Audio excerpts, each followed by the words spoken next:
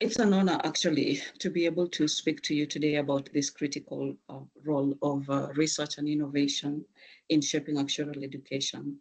Because the actuarial profession is not only, in my opinion, is not only steeped in tradition and rigorous practice, but is one that is also at the forefront of adapting to ever-evolving, both global and technological and social landscapes.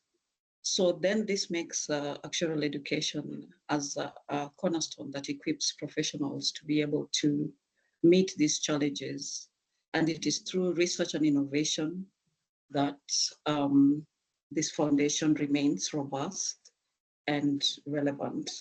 So when I got a call to give this talk, I was quite intrigued and decided the first thing that I would do is to try to break down the topic, because in the topic we have research, we have innovation, and we have actuarial education.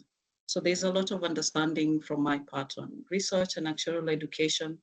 But when we talk about innovation, innovation really means different things to different people. So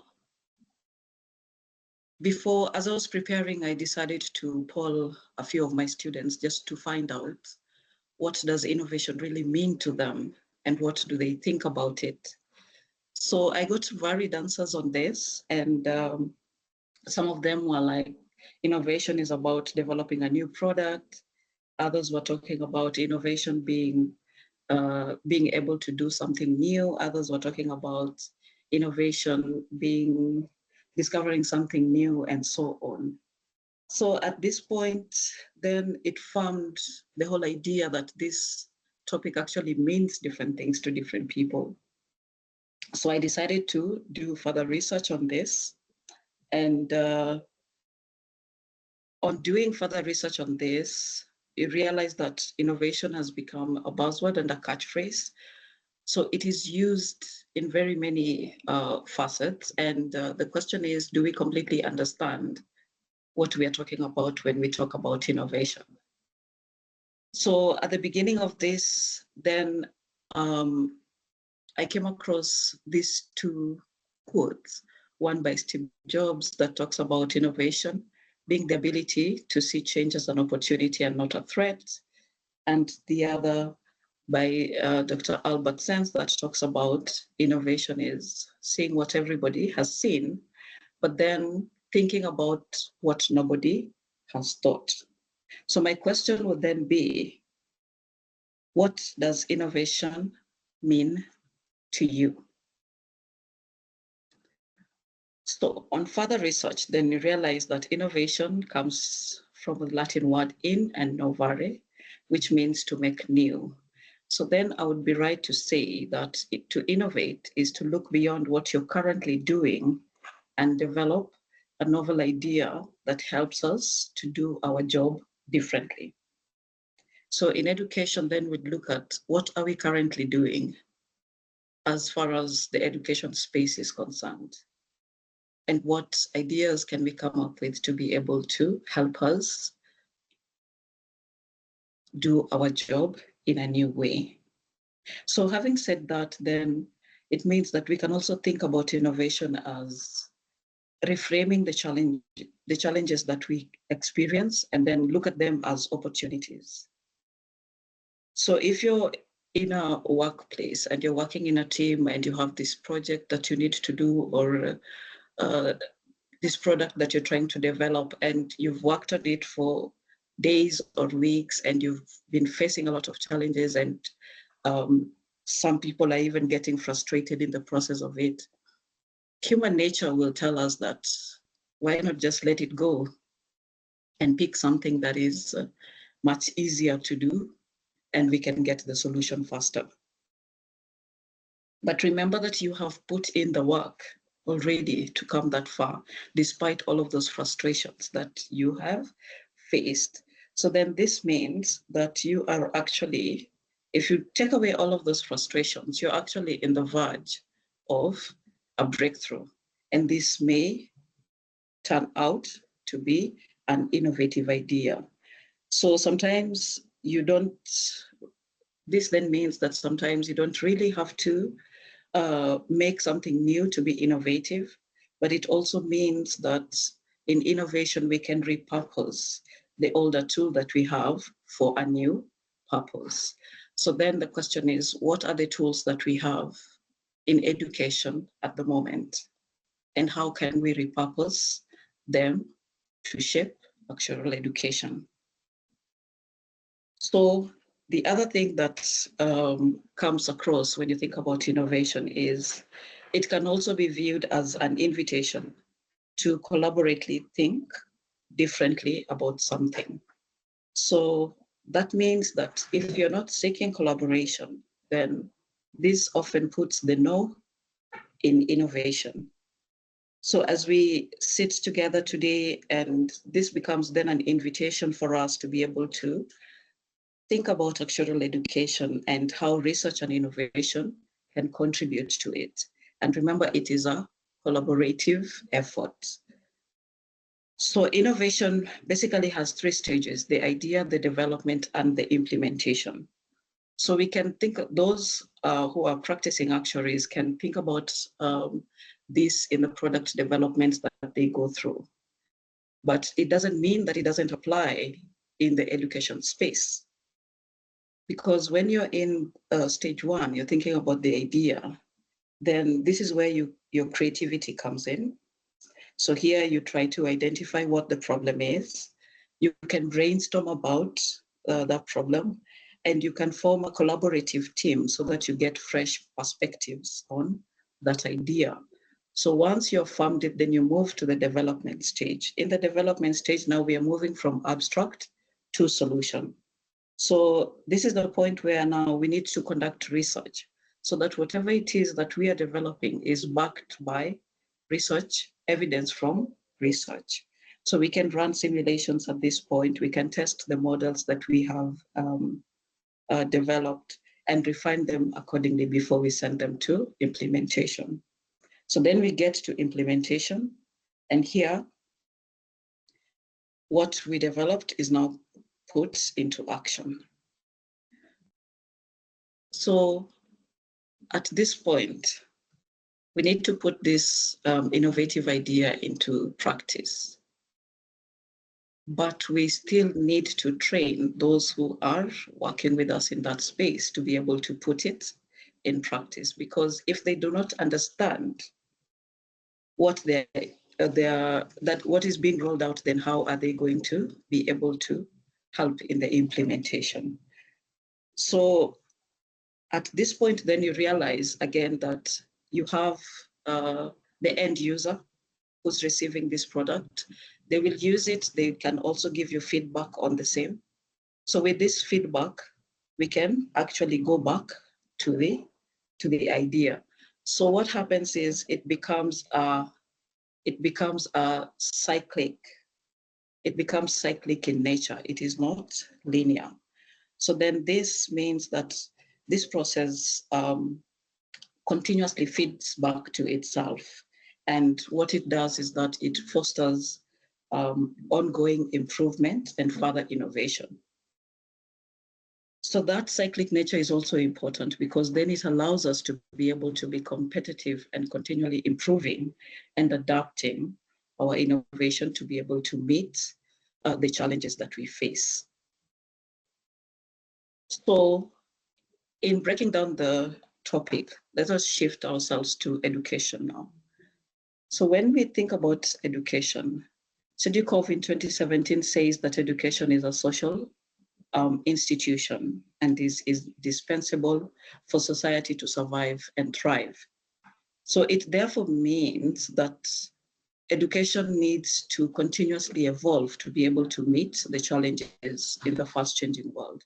And because of this, then education plays a very pivotal role and is important for a sustainable future.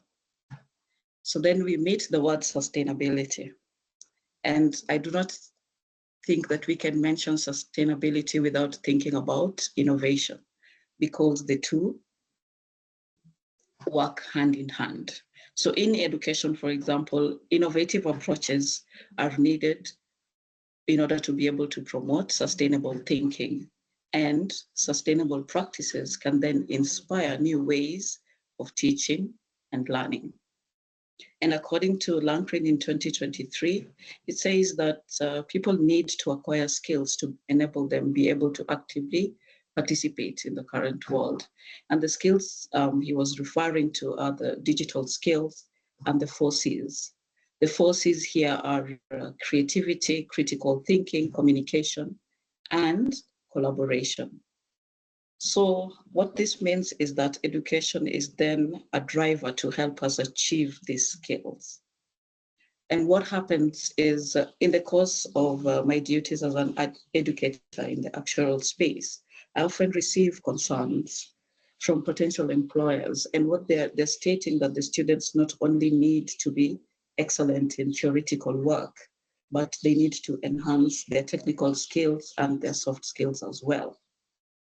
So now going through this research, then I understand, therefore, that these results by Lancrin in 2023 shows us that we can achieve this through educational innovation.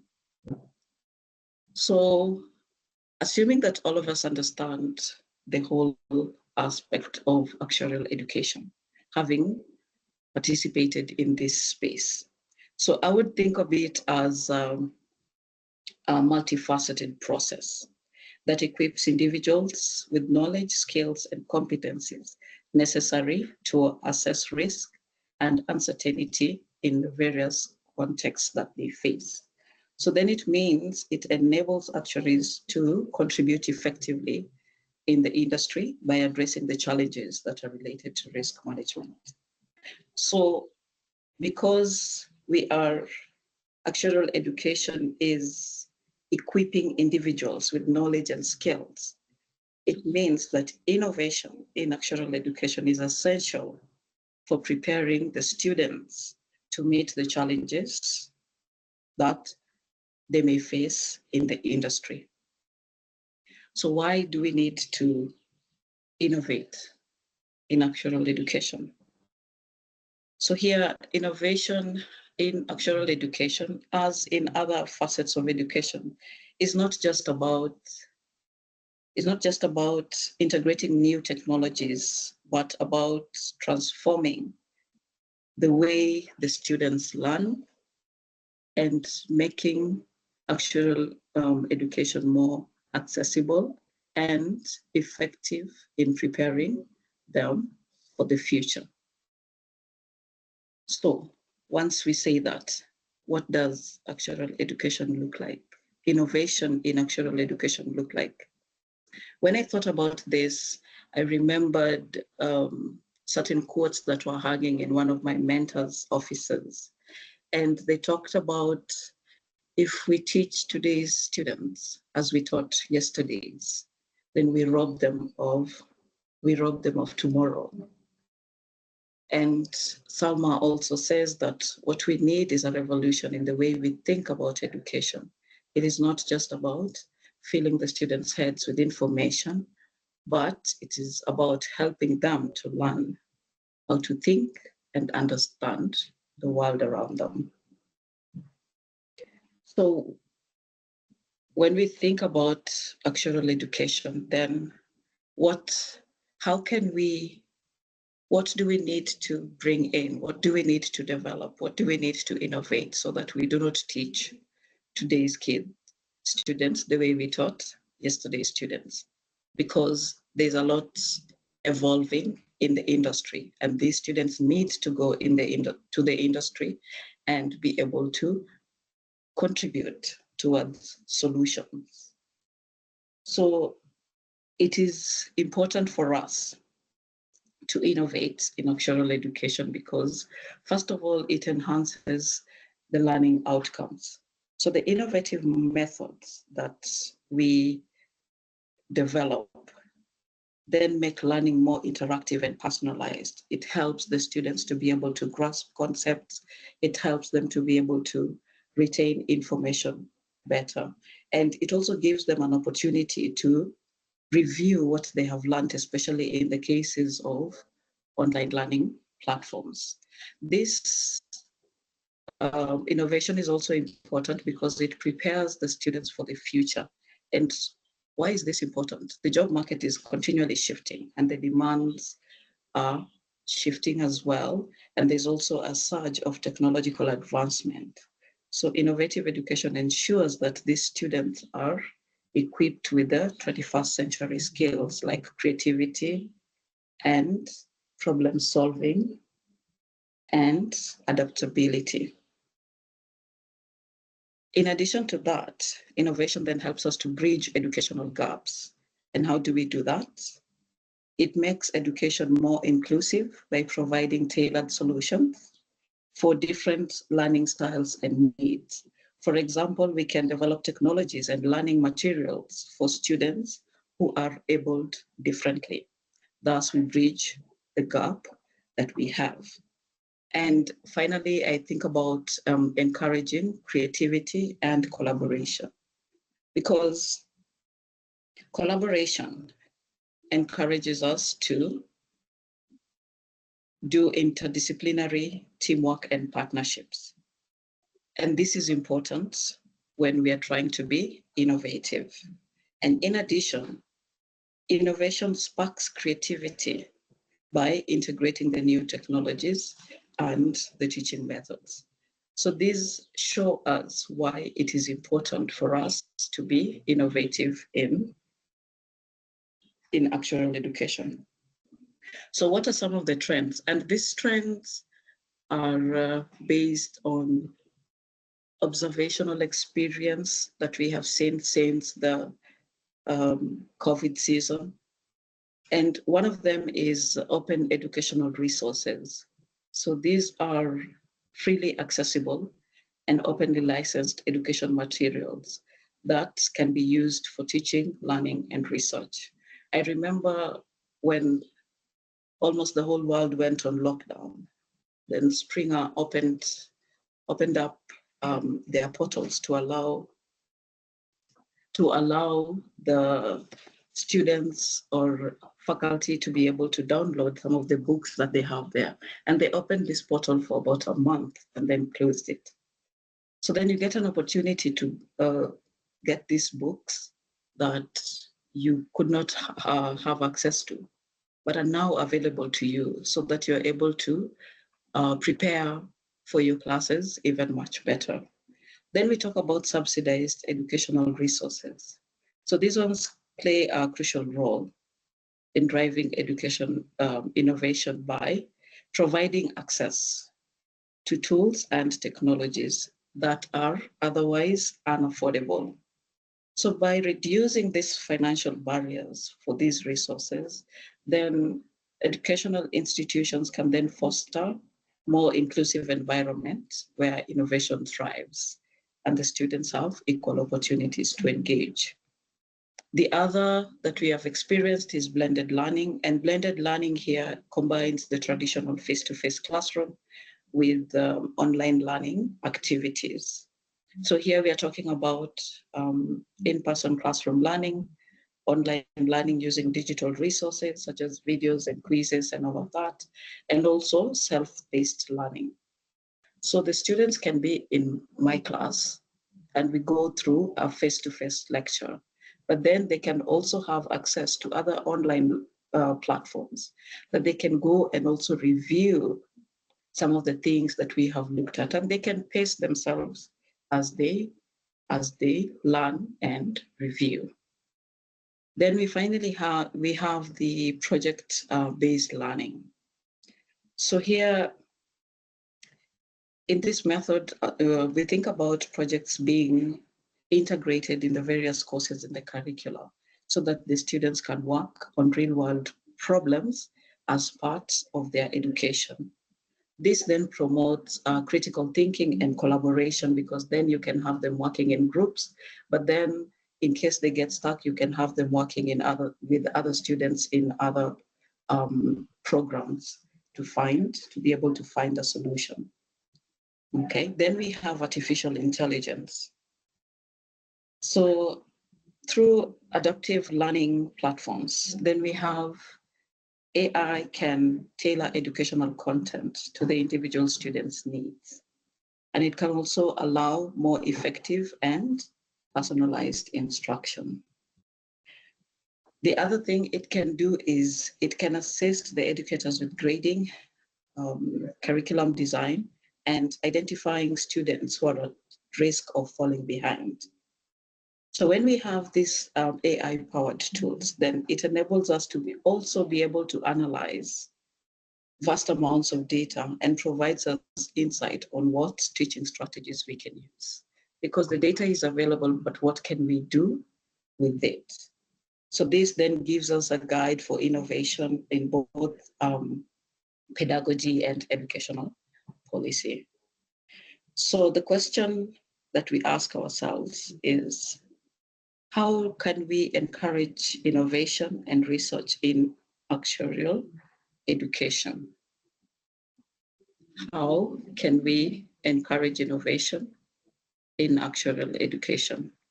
So now we have talked about innovation, we have talked about education. The other important aspect is research. So research here plays a vital role in all of our lives, and it is the process of investigation that is aimed at finding solutions to problems, expanding knowledge, and advancing our understanding of the world.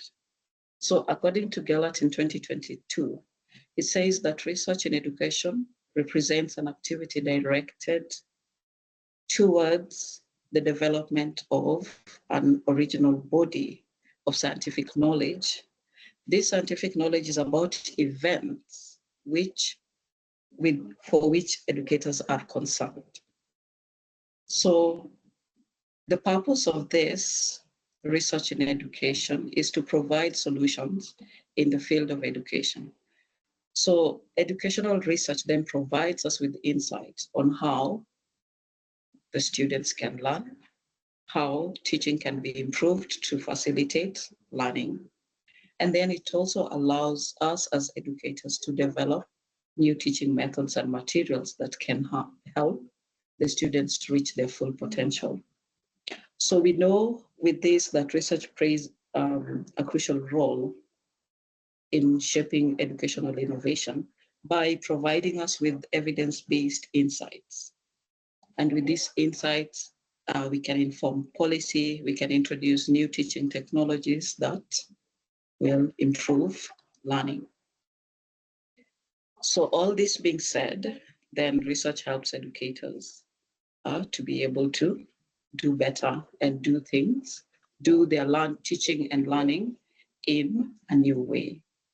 So we can then think about research as it driving innovation in education. We can think about research as it drives innovation in education. The question we ask ourselves is, how does it do this?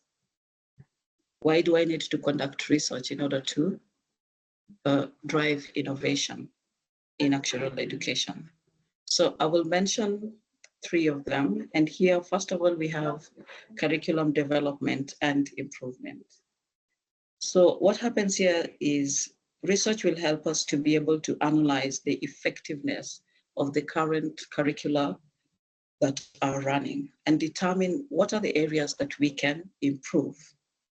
And because we are able to study the different curricula and how the students have responded to it, then we can recommend changes that align with modern educational demands and also integrate skills that meet the industry needs. Then we have faculty professional development.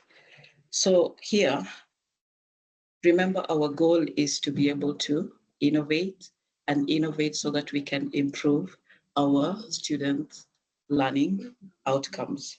So here research helps us to identify the skills and the knowledge that educators will need in order to meet evolving challenges in the classroom. And then we have that when we have continuous and collaborative professional development, then it leads to higher effectiveness among us as faculty. And finally, we have evidence-based teaching. And this here, we have research provides us with empirical evidence on the effectiveness of the different teaching methods that we have been using. So it has been 4 years since COVID and the lockdown. And immediately after COVID, most of our institutions went online. And we have conducted online learning, and others, almost 95% now, have reverted back to physical learning. The question is, what did we learn in the 4 years that we went online and transitioned slowly back into physical? What did we learn? Did we learn something in the way we instructed the students? Did we learn something in the way exams were ministered? Did we learn something, and what can we do with what we learned? So why research and innovation in actuarial education? We have established that research allows us to be able to stay ahead, and innovation helps us to apply the new tools and models that we have. So when we conduct research and we innovate in actuarial education, we continue to bridge the gap between theoretical models and real-world applications in the evolving industry. It also leads us and gives us an opportunity to advance in theories such as application of machine learning in risk management. And it also gives us an opportunity to be able to inform policy in actuarial education. So Professor Adam Butt once said that actuarial research is at its most valuable when it involves collaboration with academic disciplines and with industry. So this just means that faculty collaboration with industry in actuarial research is mutually beneficial. One, providing industry with answers to questions, and providing academics with data that can be able to answer the research questions that they have. Therefore, for us, if we want to shape actuarial education through research and innovation, we have to work together as faculty and practicing actuaries in the industry. So then think about how does the research and innovation shape the future of actuarial education? So I will mention these three, and they're broad. I'm sure they can be broken down into other smaller pieces, but I will mention these three. And the first one is interdisciplinary learning. So we are in the advent of data science and machine learning. Then there's also the whole idea of climate finance and modeling and so on. So how can we incorporate these aspects in actuarial education? It causes us to think about the current curricula that we have running. What can we do to those curricula? How can we bring in these aspects of interdisciplinary learning? So of course, there are regulations that are behind development of curricula. So where we cannot, in my opinion, where we cannot bring this into curricula, then why not organize workshops for the students, for faculty, and have even the industry players come in, or even short courses for the students, so that we can all benefit in this era of data science and machine learning. Then we have professional development programs. So this is basically to promote collaboration with industry and faculty, because we need each other if we are going to shape actuarial education.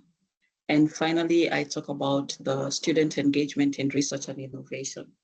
So research is continuous. and it never stops. Something always comes. And because of that, we need to introduce these students early enough into research. We can do this by integrating this in their curricula so that you have courses where they are required to actually do some research. 1, 2, 3 courses, and have them practically solve problems from the industry. And we know when we talk about this, we cannot ignore that there exist some challenges when implementing research and innovation. So first and foremost, we have resistance from both educators and institutions. And these are institutions that are accustomed to the traditional methods of teaching and learning.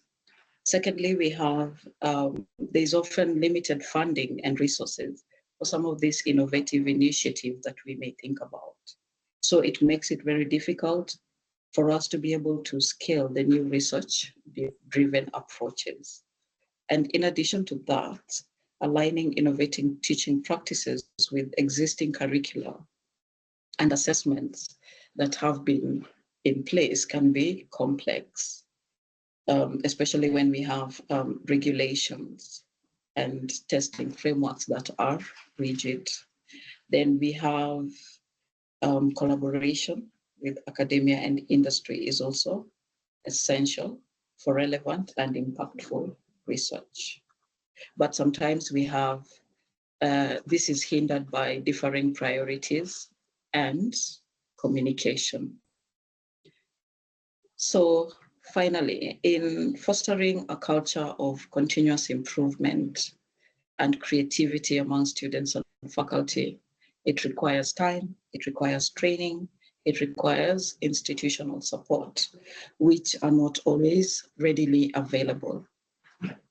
So in conclusion, I would say that we need to keep an open mind, since just because things have never been done in a certain way does not mean that they cannot be done that way.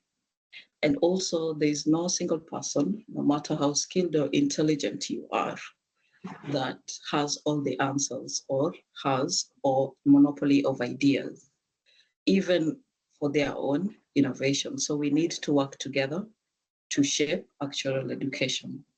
So I would like to thank you all for your time and attention during this presentation. And I hope that the ideas that we share today will spark further conversation and inspire continued innovation and collaboration as we shape the future of actuarial education. So thank you very much.